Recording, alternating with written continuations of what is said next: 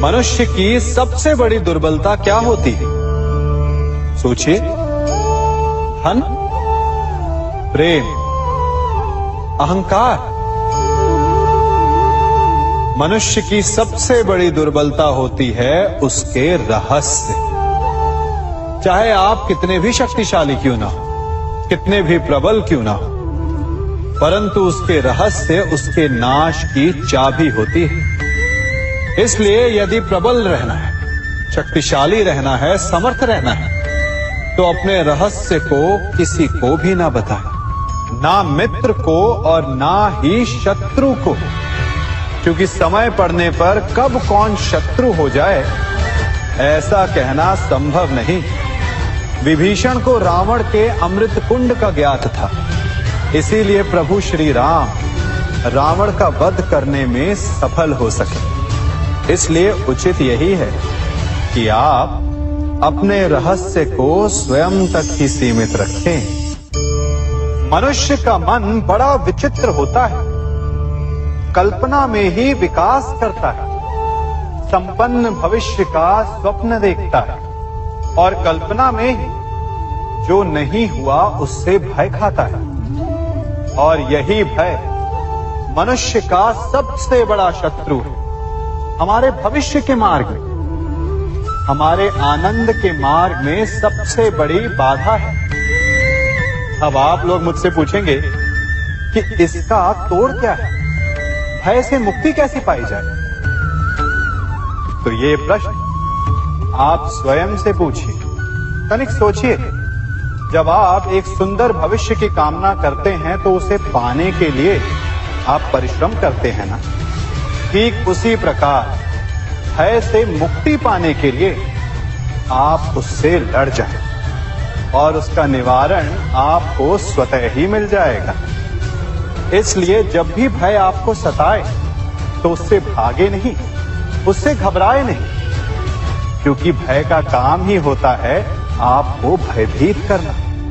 इसलिए जब भी भय आप पर आक्रमण करे तो आप भी उस पर पहले ही आक्रमण कर दें।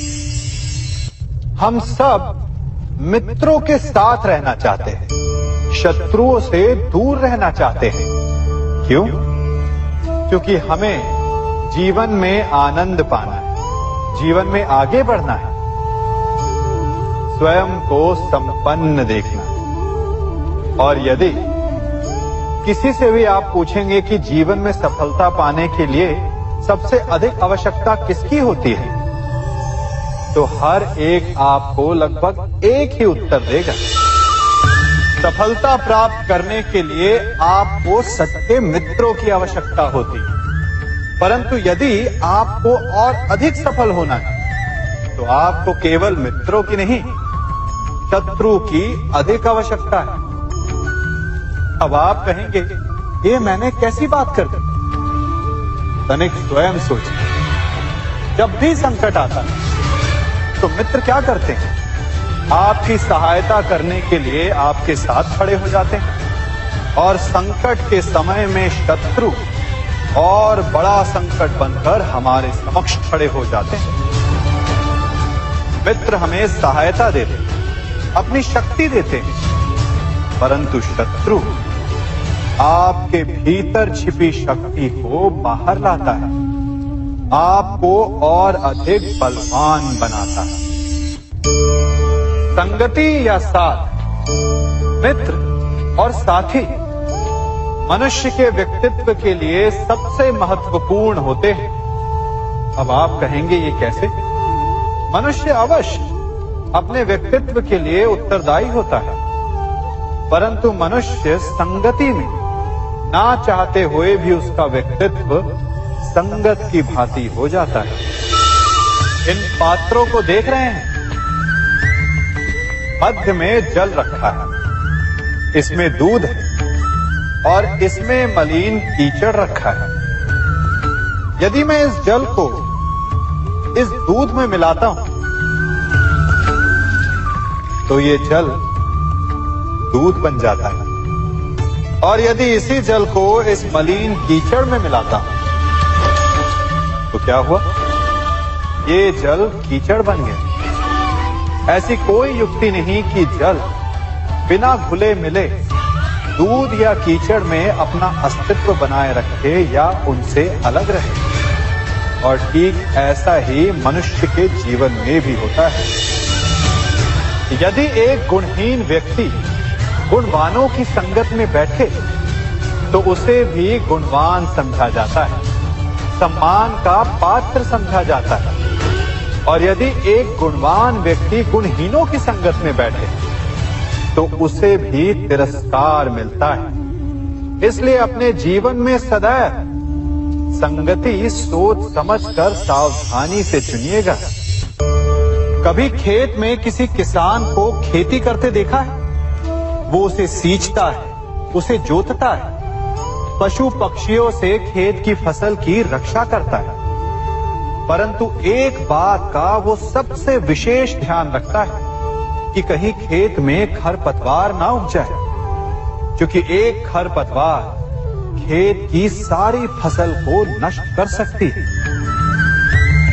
ठीक उसी प्रकार यदि वंश की कोई संतान खोटी निकल जाती है तो वो समूचे वंश का सर्वनाश कर देती है। इसीलिए संतान के लालन पालन में विशेष ध्यान देना आवश्यक होता है, क्योंकि संतान वो फसल होती है जो वंश के आने वाले समय को महान बना सकती है या फिर वंश का पतन भी कर सकती है।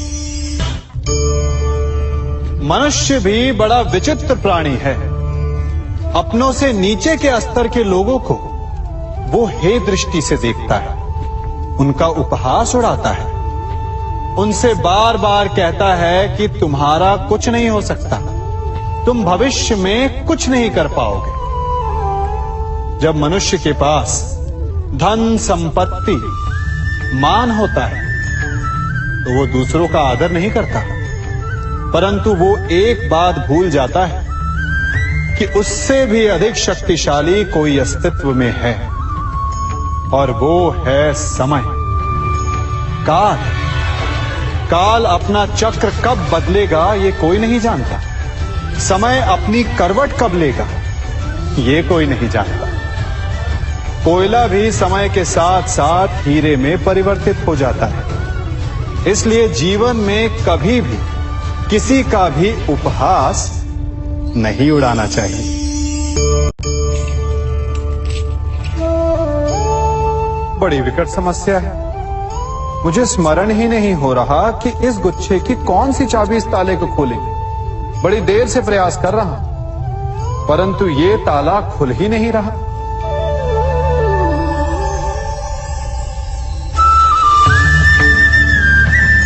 ऐसी परिस्थिति में आप क्या करेंगे?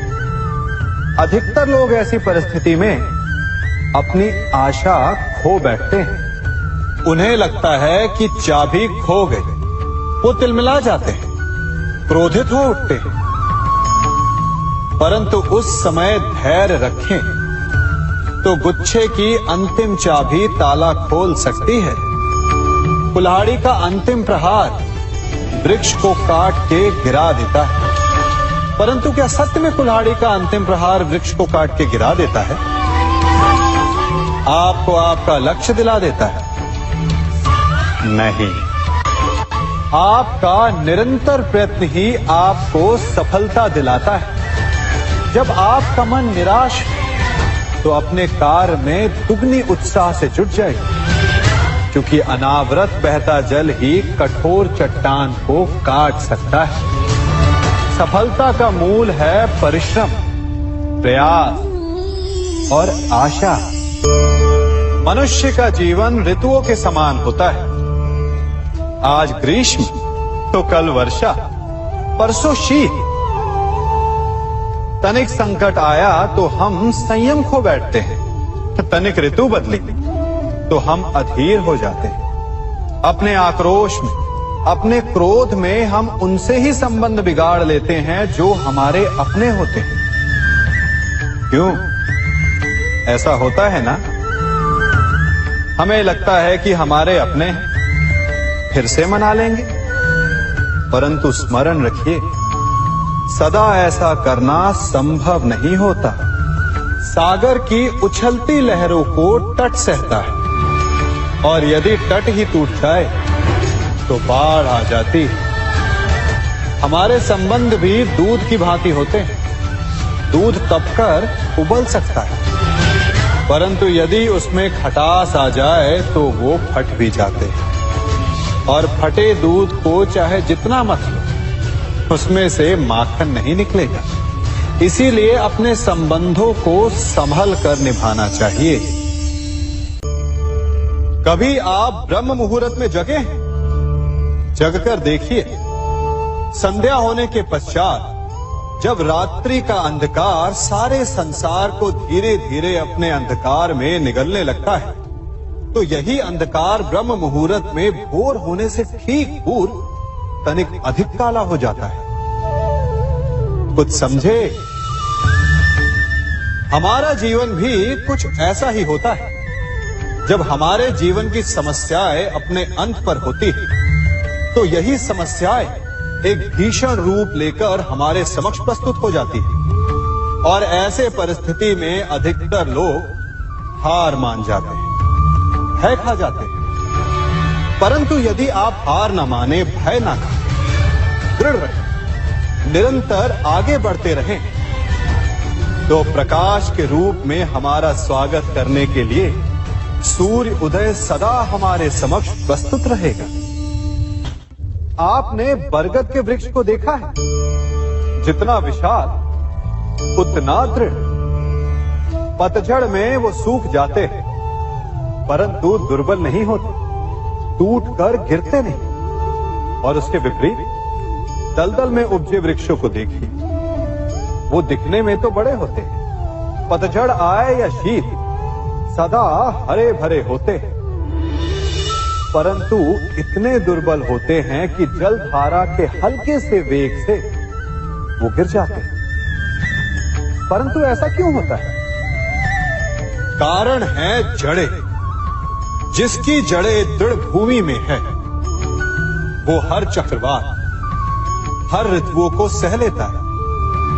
और जिसकी जड़ें दलदल में है, वो स्वयं की जड़ों को दुर्बल बना लेता है। कुछ ऐसा ही मनुष्य भी होता है, जो अधर्म, कुकर्म और असत्य की धरा पर उपजा है। वो समय की एक मार भी नहीं सह पाता।